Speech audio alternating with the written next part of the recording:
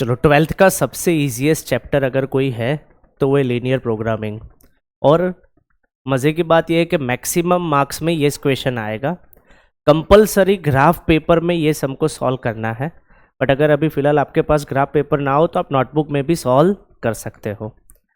Linear programming, linear word से आप बहुत फेमिलियर हो, स्टैंडर्ड 8 में इंट्रोड्यूस हुआ था लीनियर इक्वेशन। सो आपको पता ही है कि what is the linear equation. Linear equation मतलब जिस सिंगल, यहाँ पर linear programming in 2 variable. 11th में एक चैप्टर आता था लीनियर इनइक्वालिटी, उसका भी यूज ये चैप्टर में होगा। अब लीनियर प्रोग्रामिंग का मतलब क्या है कि मान लीजिए कि आप कोई भी बिजनेस स्टार्ट कर रहे हो, तो बिजनेस स्टार्ट करने से पहले आप ऑन पेपर थोड़ा सा थिंक करोगे अबाउट द बिजनेस की इन्वेस्टमेंट कितना है, मैं कितना सेलिंग करूंगा तो कितना प्रॉफिट होगा, मैक्सिमम प्रॉफिट कहाँ तक जा सकता है, और लॉस हुआ तो कितना मैक्सिमम मेरा लॉस हो सकता है या मिनिमम प्रॉफिट क्या हो सकता है। तो इस बारे में कोई भी बिजनेसमैन 110% सोचता है। उसको प्रॉपर फॉर्मेशन के साथ, यानी कि बिजनेस स्टार्ट करने से पहले अगर आपको कोई बता दे कि आपका रिस्क इतना है, मैक्सिमम प्रॉफिट इतना हो सकता है, तो उसको एक आप कह सकते हो कि भी पहले से ही सब कुछ पता होगा। दूसरी चीज, मान लीजिए कि आप वेट लॉस करना चाहते हो या वेट गेन करना चाहते हो, आप जिम में गए या फिर कोई न्यूट्रिशन के पास आप गए, तो वो आपको एक चार्ट बना के देता है आपका फूड इंटेक्ट भी इतना कैलोरी आपको, तो वो क्या है, it's all about the calculation. और वो एग्जैक्टली कह देगा कि अगर आप ये डाइट फॉलो करोगे तो आपका इतने टाइम में इतना केजी वेट जो है वो डिक्रीज हो सकता है या इंक्रीज हो सकता है। It's all about the calculation, और वो कैलकुलेशन कौन करके देता है, तो you can say that the linear programming. दूसरी चीज कि आप मार्केट में आपने देखा होगा कि अमेजॉन, फ्लिपकार्ट, अब तो ब्लिंकिट, ज़ेप्टो कितने सारे हो गए हैं। बहुत बार तो वो रेगुलर स्टोर से ज्यादा आपको सस्ते में चीज देते हैं, और उनको डिलीवरी भी करनी है, और डिलीवरी पर्सन को उनको इनकम भी जनरेट करनी है। तो वो लोग अपना बिजनेस कैसे मैनेज करते होंगे। तो आप देखना, फ्लिपकार्ट या अमेजोन पे आपने कोई भी बड़ी चीज मंगाई तो वो आपको कहेगा कि एक दिन या 2 दिन वेट करो, उसके बाद डिलीवरी होगी। तो वो क्या करता है, वो एरिया में, या फिर पॉसिबल है कि आप जिस अपार्टमेंट में रह रहे हो वहां पर 100+ फ्लैट्स है या 100+ हाउसेज है, तो वो लोग क्या करेंगे, उसमें से अगर 2-3 लोगों ने कोई चीज मंगवाई है तो फ्लिपकार्ट वाला क्या करेगा कि एक साथ जाए, ताकि उनका, वो लोग सोचेंगे ना कि उनका ट्रांसपोर्टेशन कॉस्ट क्या हो जाए, कम। तो लीनियर प्रोग्रामिंग चैप्टर्स जो है वो आपको मेनली 3 चीज में ज्यादा यूज होगा। एक तो बिजनेस में प्रॉफिट लॉस, एक डाइट प्रॉब्लम जो मैंने आपको बताया, and third manufacturing problem and transportation problem. Manufacturing problem and transportation problem, जिसका आप प्रॉपर एक कंस्ट्रेंट। तो लीनियर प्रोग्रामिंग चैप्टर स्टार्ट करने से पहले बहुत सारे उसके वर्ड को आपको समझना पड़ेगा। सबसे पहले optimisation of the problem. So problem क्या है उसको पहले समझना पड़ेगा। उसे आप क्या कहोगे, जो मेन आपका सम होगा, जैसे यहां लिखा है मैक्सिमाइजेशन ऑफ द प्रॉफिट,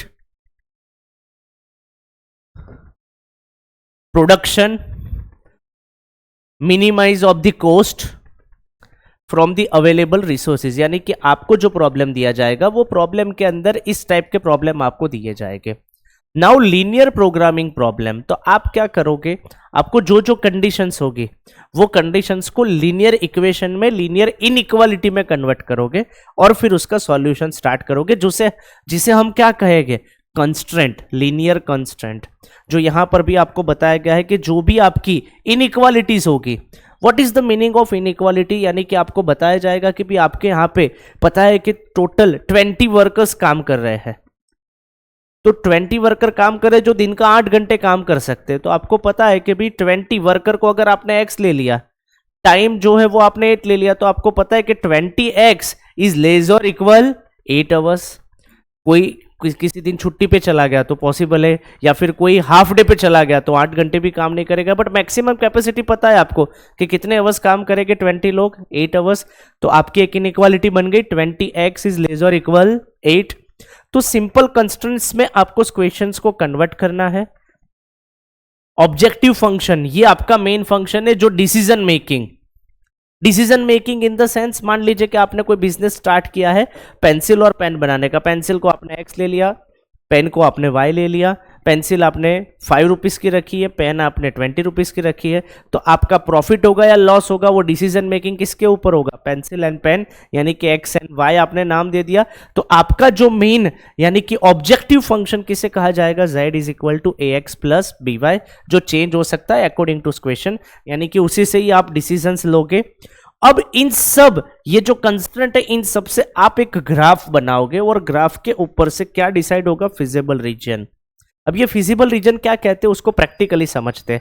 मान लीजिए कि यहां पर एक एग्जांपल मैं ले रहा हूं कि solve the following LPP. LPP का मतलब लीनियर प्रोग्रामिंग प्रॉब्लम, जिसको ग्राफिकली हमें सॉल्व करना है। मैक्सिमाइज ये जो है ये आपका क्या हुआ, मेन ऑप्टिमाइजेशन फंक्शन जो मैंने आपको बताया, राइट, जो आपका मेन ऑब्जेक्टिव फंक्शन, जो डिसीजन वेरिएबल आप कह सकते हो। और उसके नीचे सब्जेक्ट टू दिस कंस्ट्रेंट, यानी कि ये आपको अलग अलग अलग कंडीशंस गिवन है, जिसमें से ये 2 कंडीशंस, टोटल कंडीशंस कितनी गिवन है, 1, 2 एंड 3। पॉसिबल है कि कोई सम के अंदर 3, 4, 5, 6 कंडीशंस भी गिवन हो। सारी कंडीशंस को आपको ग्राफ पेपर के ऊपर ड्रॉ करना है और उसका सारी कंडीशंस का इंटरसेक्शन यानी कि कॉमन पार्ट आपको स्केच करना है, और वो कॉमन पार्ट को आप लोग क्या कहोगे, फिजिबल रीजन। वो कॉमन पार्ट को आप लोग क्या कहोगे, फिजिबल रीजन। एक प्रॉपर नया सम मैं आपको पूरा स्टार्टिंग से सॉल्व करके बताता हूं, अभी तो सिर्फ ये सम से हमें डेफिनेशन समझनी है। तो यहां पर फिजिबल रीजन, अब आप बताओगे कि ये पार्ट ही क्यों स्केच किया आपने, तो आप समझो यहां पर आपको x क्या दिया गया है, ग्रेटर और equal to 0, condition number 1। Second condition क्या दी गई है, y ग्रेटर और equal to 0, and third condition क्या दी गई है, x plus Y is smaller than and equal to 4। अब ये जो फर्स्ट कंडीशन आपको गिवन है, x इज ग्रेटर और इक्वल टू 0, और सेकेंड, ये दोनों का मतलब क्या होगा, कोई बता पाएगा, ये दोनों का कॉमन पार्ट क्या होगा, x भी पॉजिटिव एंड y भी पॉजिटिव, तो कौन सा क्वाड्रेंट, फर्स्ट। तो ये दोनों का मतलब क्या हुआ कि आपका पूरा फर्स्ट क्वाड्रेंट के बाहर आपका आंसर जाएगा नहीं। अब इसकी बारी, अब इसकी लाइन कैसे ड्रॉ करेंगे, तो आपने लोअर स्टैंडर्ड में 11th में सीखा है, अगर भूल गए हो तो आप ध्यान दो, एक टेबल बनाओ, ऊपर x नीचे y, एक बार x की जगह पर 0 ले लो, यहां पर भले कोई भी सिंबल हो, लेस देन हो, ग्रेटर देन हो, उसको इक्वल टू इमेजिन कर लो। अगर मैं x को 0 कंसिडर कर दूं तो y क्या मिलेगा, 4, एंड y को 0 कंसिडर कर दूं तो x क्या मिलेगा, 4। मान लीजिए कि ये 2 पॉइंट्स के अलावा मुझे कोई और पॉइंट खुद से फाइंड करना है, तो आप खुद से x और y एज्यूम करो। x1 तो y क्या लेना पड़ेगा 4 लाने के लिए, 3, 2 तो 2, 5 तो -1, तो खुद से भी आप पॉइंट ले सकते हो, for example x1 and y3। ये सारे पॉइंट्स आप यहां पर सब्सटीट्यूट करो, देखो x0 तो y4, ये वाला पॉइंट होगा, x0 तो y4, और वहां पर नाम भी लिख देना है, ओके। यहां पर y0 तो x4, उसका भी हमने नाम लिख दिया a40।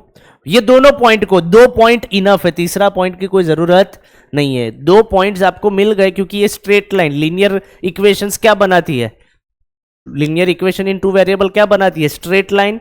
तो वहां पर आप एक लाइन ड्रॉ कर दोगे, यहां पर नाम दे दोगे कि x plus Y is equal to 4। अब आप क्या करोगे, यहां पर कोई फोर्थ कंडीशन ही नहीं है, अगर फोर्थ कंडीशन होती तो एक और लाइन आप ड्रॉ करते, और फिर वो दोनों का कॉमन पार्ट। अब यहां पर ये दोनों का कॉमन पार्ट क्या था, फर्स्ट क्वाड्रेंट, इसका कॉमन पार्ट किस साइड जाएगा, तो उसके लिए एक रेफरेंस पॉइंट लेना पड़ेगा। Reference point in the sense, मान लीजिए कि मैं आपको कहूं कि आप अमीर हो या गरीब हो, तो आप कंफ्यूज हो जाओगे।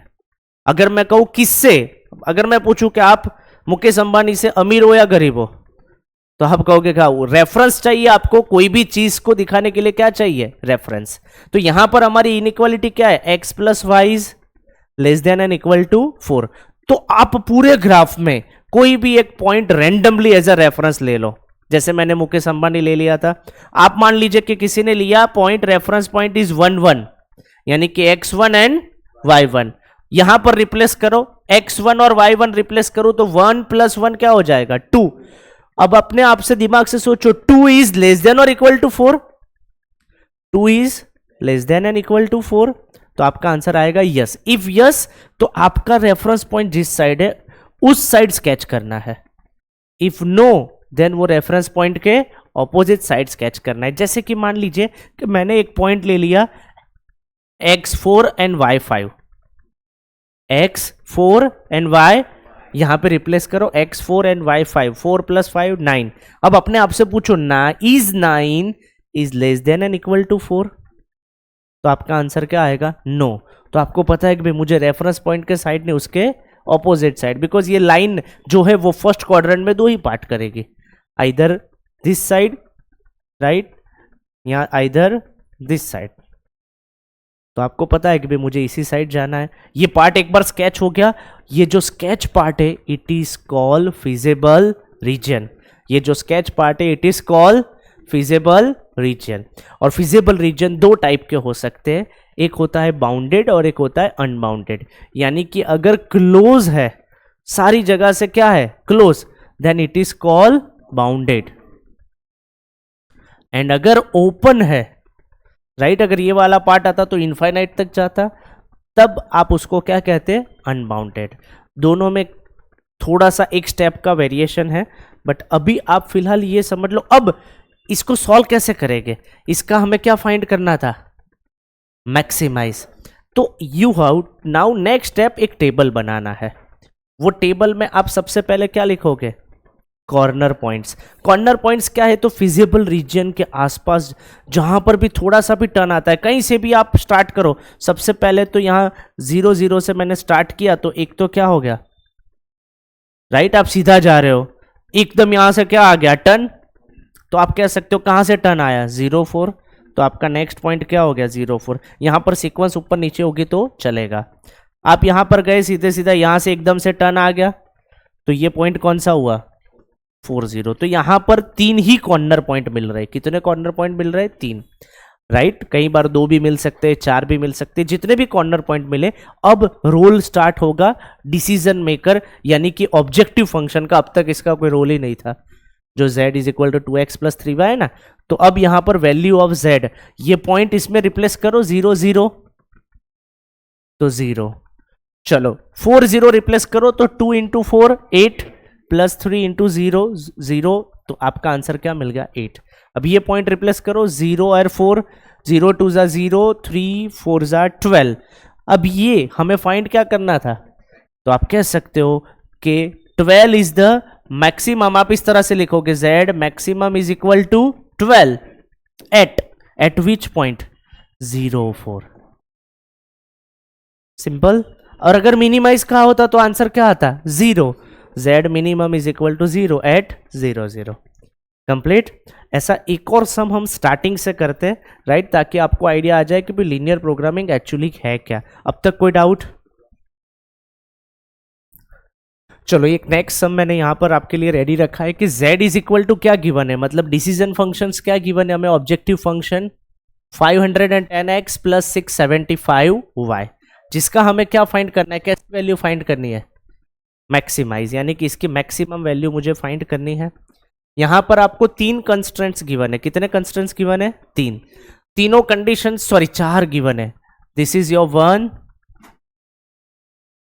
सेकेंड, और ये दोनों सेपरेट है, बट ये हर बार देखने को मिलेगा। क्यों हर बार देखने को मिलेगा? बिकॉज मैंने बताया कि ये चैप्टर का यूज क्या कहां कहां होता है। एक तो मैक्सिमाइज या मिनिमाइज प्रॉफिट के अंदर, फिर डाइट प्रॉब्लम के अंदर, ट्रांसपोर्ट और मैन्युफैक्चरिंग प्रॉब्लम के अंदर। तो अब आप समझो ये सारे केसेस में एक्स और वाई जो भी डिसीजन मेकर हो गए, जैसे कि आप कोई चीज मैन्युफैक्चरिंग कर रहे हो तो नेगेटिव में तो करोगे नहीं। बिजनेस में कोई चीज सेल कर रहे हो, मान लीजिए कि आज एक चीज भी सेल नहीं हुई, तो आप ये तो नहीं कह सकते कि आज तो -10 पेंसिल सेल हुई। आप ये कहोगे कि भाई 0 पेंसिल सेल हुई या 0 पेन सेल हुई, बट नेगेटिव तो जाएगा नहीं। डाइट प्रॉब्लम के अंदर मान लीजिए कि फूड इंटेक की बात करें तो पॉसिबल है कि अब आज आपने कुछ नहीं खाया, बट नेगेटिव तो होगा नहीं कोई भी चीज। तो ये दो तो आपको 110% हर एक सम में देखने को मिलेंगे। x is greater than 0 and y is greater than 0, जिसका क्लियरली मतलब, तो ये 3rd and 4th सॉल्व ही नहीं करना है, जिसका क्लियरली मतलब क्या होगा? First quadrant. अब उसके अलावा आपके पास 2 कंस्ट्रेंट बची है। एक क्या बची है? x + y is less than और equal to 300, 2x + 3y less than और इक्वल टू 720। चलो इसका आप लोग एक टेबल बनाओ। मैंने आपको बताया था क्योंकि लाइन ड्रॉ करने के लिए यू नीड पॉइंट्स। प्लीज यहां पे ध्यान, x 0 तो y क्या मिलेगा? चलो वेरी गुड। एंड y 0 तो x। अगर तीसरा पॉइंट चाहिए तो खुद से आप बना सकते हो, बट कोई ज़रूरत नहीं है। चलो यहां पर x 0 तो y क्या होगा, सोच के बताना। यस 240। एंड y 0 तो x क्या होगा, 360। डन।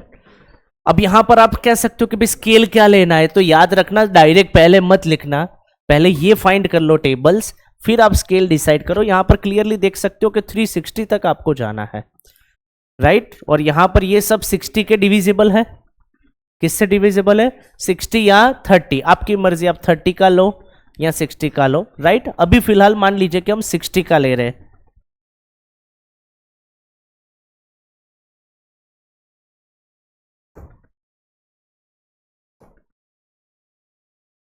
आपके पास तो प्रॉपर ग्राफ होगा, यस और नो? सो आप प्रॉपर ग्राफ में ड्रॉ करोगे तो एग्जैक्टली आंसर आएगा, बट ग्राफ नहीं हो तो वो भी आप इस तरह से कर सकते हो।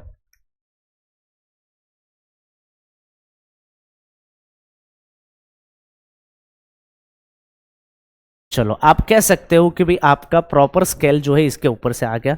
अब हमें वन बाय वन याद रखना स्टेप्स मैं क्या कर रहा हूं। ये जो थर्ड एंड फोर्थ कंस्ट्रेंट थी उसका तो आंसर हमें पहले से पता चल गया कि उसका कॉमन पार्ट क्या होगा, फर्स्ट क्वाड्रेंट। तो हमें सेकंड थर्ड एंड फोर्थ में तो कभी भी स्केच यानी कि आपका फिजिबल रीजन मिलेगा नहीं। वन बाय वन पहले इसको टारगेट करते हैं। x 0 तो y कितना है, 300। एंड y 0 तो x कितना है, 300, राइट। चलो तो स्केल की मदद से आप ये दोनों को ज्वाइन कर लोगे।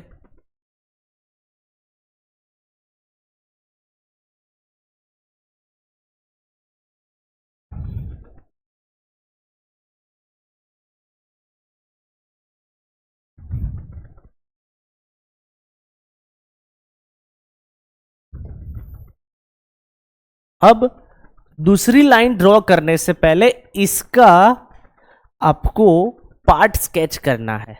बहुत सारे स्टूडेंट्स क्या करते, दिमाग में रट्टा मार देते कि लेस देन आया तो लेफ्ट साइड, ग्रेटर देन आया तो राइट साइड। बट आप समझो कि ये लाइन की डायरेक्शन ये है। अगर यही लाइन घूमते घूमते घूमते ये डायरेक्शन में आ गई तो फिर लेफ्ट राइट क्या लोगे, हॉरिजॉन्टल आ गई, वर्टिकल आ गई, तो इट्स वेरी मच कंफ्यूजन। तो उसके लिए मैंने जो आपको वो एग्जांपल दिया ना, वो ऑलवेज ध्यान रखना, वो सबसे इजीएस्ट है और कभी गलत नहीं होगा। आप क्या लोगे, रेफरेंस पॉइंट कोई भी ले सकते हो। अगर आपका मन है कि मुझे 0 0 एज अ रेफरेंस पॉइंट लेना है, क्या लेना है, तो चलो आपने यहां पे 0 0 ले लिया, तो 0 + 0 क्या होगा, 0। 0 इज लेस देन और इक्वल टू 300, तो आप कहोगे कि 0 300। यस, यस आया तो मतलब 0 के साइड जाना है, नो आया तो 0 के ऑपोजिट साइड जाना है। तो पहले आपको पता चला, पहले एक लाइन ड्रॉ कर दोगे और उसका स्केचिंग पोर्शन, अगर यहां ग्रेटर देन होता तो 0 ग्रेटर देन 300 नो, तो आप उस साइड करते। बट अभी फिलहाल लेस देन है, तो आप कह सकते हो कि आपका पार्ट जो है वो ये वाला आपका आंसर आएगा।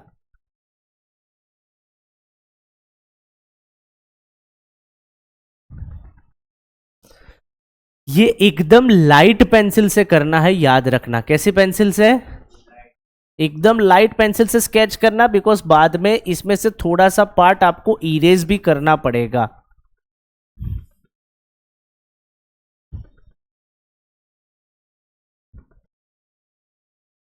चलो अब इसमें, अब फिर से एक बार फर्स्ट लाइन ड्रॉ करो, उसका स्केचिंग पोर्शन खत्म करो, उसके बाद सेकंड लाइन ड्रॉ करो। अब यहां सेकंड लाइन में x 0 तो y कितना है, 240। चलो वेरी गुड। And 360, x 360।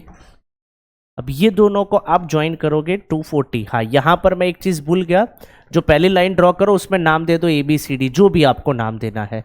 ए आपका क्या होगा, ये 0 300, यहां पर B नाम दे दो 300 0। ये लाइन का भी नाम देना है आपको, और वो भी इक्वल टू में लेना है। लाइन आपकी कौन सी थी, x + y, कोई भी सिंबल हो आप इक्वल टू ही लिखोगे, क्योंकि लाइन तो इक्वल टू की ड्रॉ की है आपने। कोई भी सिंबल होगा आप लाइन, ये सारे नोटेशन याद रखना, एक भी चीज भूलना नहीं है। चलो ये दोनों को अब हम ज्वाइन करते 240 एंड 360 को।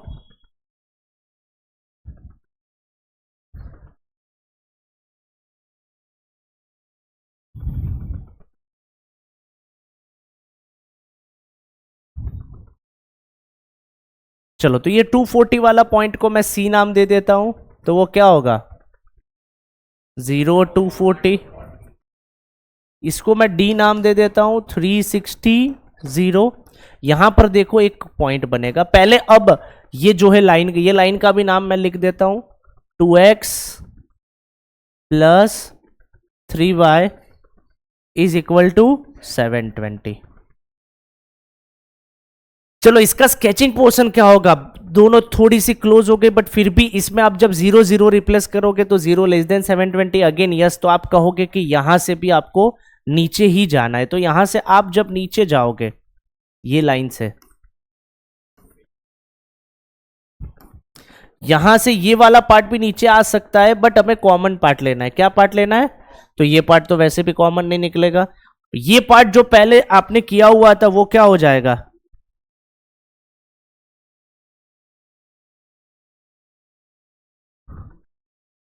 तो आप कह सकते हो कि फाइनली दोनों के कॉम्बिनेशन से आपका दोनों का कॉमन पार्ट और ये फिजिबल रीजन भी आपको कैसा मिला, यस ये फिजिबल रीजन भी आपको कैसा मिला, bounded.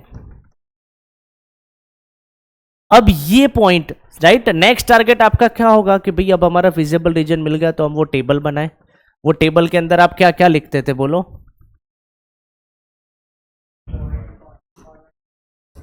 Yes corner points and value of z, z is equal to यहां पर क्या दिया गया है 510x प्लस 675y।